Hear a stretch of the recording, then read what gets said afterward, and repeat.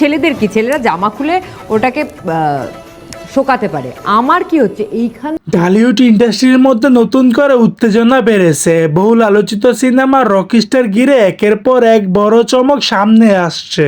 তবে আবার সবচেয়ে বড় আলোচিত বিষয় হলো শাকিব খানের রকিস্টার সিনেমার মধ্যে নায়িকা হিসেবে থাকতে চলেছেন ছোট পর্দার জনপ্রিয় অভিনেত্রী এবং আমাদের লিচুর বাগানের মিষ্টি নায়িকা সাবিলা নূরকে। রকিস্টার সিনেমার মধ্যে শাকিব খানের পাশে সাবিলা নূরকে কোনোভাবে মেনে নিতে পারছেন না ওপার বাংলার জনপ্রিয় অভিনেত্রী মিমি চক্রবর্তী। তিনি সামাজিক যোগাযোগ মাধ্যমে একটি বার্তার মধ্যে প্রকাশ করেন যে সাকিব, এটা আমি কখনই মেনে নিব না।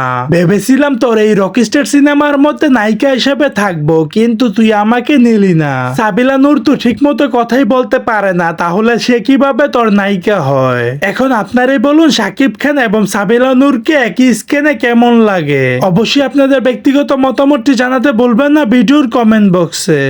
সো দর্শক, আজকের এই ভিডিওটি এই পর্যন্তই। যদি ভিডিওটি ভালো লেগে থাকে তাহলে ভিডিওতে একটি লাইক, একটি কমেন্ট আর অবশ্যই চ্যানেলটি সাবস্ক্রাইব করতে ভুলবেন না।